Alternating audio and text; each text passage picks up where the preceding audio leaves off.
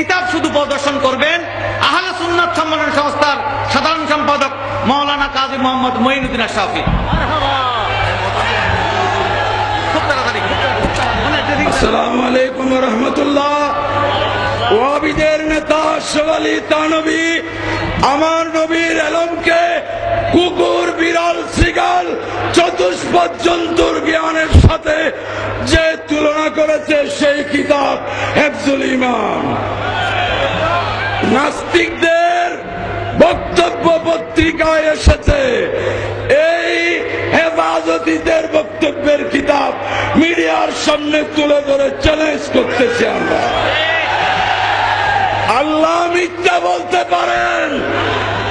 এই ছবি ফটিয়া হাঁটা দাড়িওয়ালার রেসালায়ে হাতে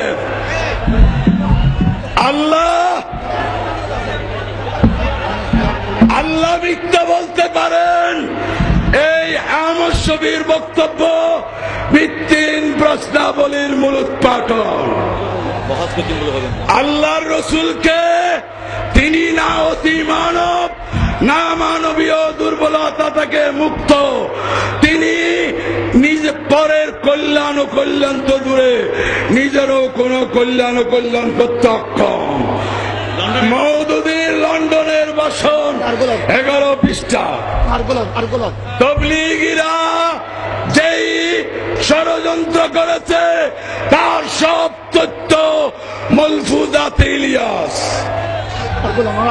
মুফতি এই আহমদ শফির সুন্নি আকীদা বিরোধী সমস্ত তথ্য এই কিতাবে আল বায়ানুল ফাসিল বাইনাল হক ওয়াল বাতিল, যেটাকে বর্তমানে বাংলা ভাষায় সুন্নাত বেদাতের সঠিক পরিচয় নাকি করছে।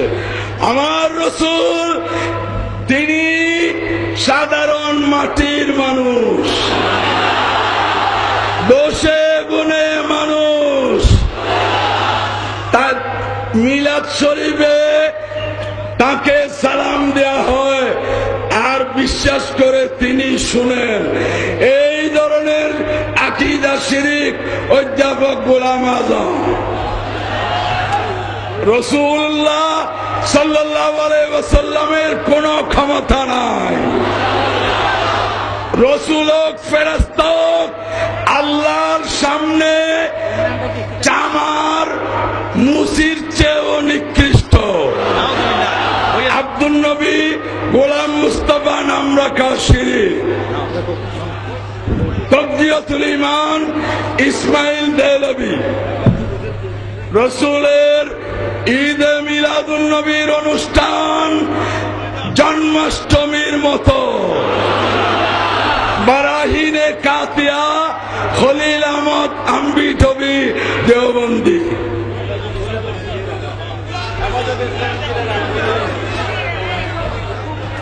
নামাজের মধ্যে সম্মানিত উপস্থিতি শুনেন, নামাজের মধ্যে নবীর খেয়াল আসলে গরু গাদার খেয়ালের চেয়ে অনেক নিকৃষ্ট। এই সিরাতে মুস্তাকিম ইসমাইল দেহলভী ওয়াহাবিদের ইমাম, ওয়াহাবিদের নেতা। নবী ওলির মাজারে গাজী সালারে মাসুদ এবং গরিব নওয়াজের মাজারে উদ্দেশ্য সিদ্ধ হবে এই নিয়তে যাওয়া শিরিক, জানা, হত্যার গুনাহ থেকে মারাত্মক। তাজদীদ ও ইহয়ায়ে দ্বীন আবুল আলা মওদুদী। শুনেন, এই হেফাজতীরা এরা কারা? যারা খতমে নবুয়তের দরজা ভেঙে দিয়েছে। এরাই বলছে আমার নবীর শেষে কোন নবী আসলেও উনি খাতামুন নবীন থেকে যাবেন। কেন? যেহেতু খাতামুন নবী মানে শেষ নবী নয়, শ্রেষ্ঠ নবী। এখন গোলাম আহমদ কাদিয়ানী বলেন এই সুযোগে আমি একটু ঢুকে যাই। এরা তাজিরুন নাস মাদ্রাসার প্রতিষ্ঠাতা কাসেম নানুতবি,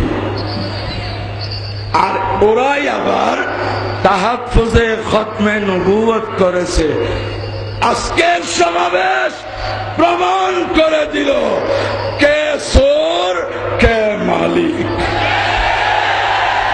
সুন্নি মুসলমানদের উদ্দেশ্যে বলতে চাই, এরা মাজার ভাঙবে নয়, বনওয়ালী শাহর মাজার মেডিকেলের সামনে নিশ্চিহ্ন করে দিয়েছে। সুতরাং সকলকে ঐক্যবদ্ধ আহ্বান জানিয়ে আমার বক্তব্য শেষ করলাম। আসসালামু আলাইকুম ওয়া রাহমাতুল্লাহ।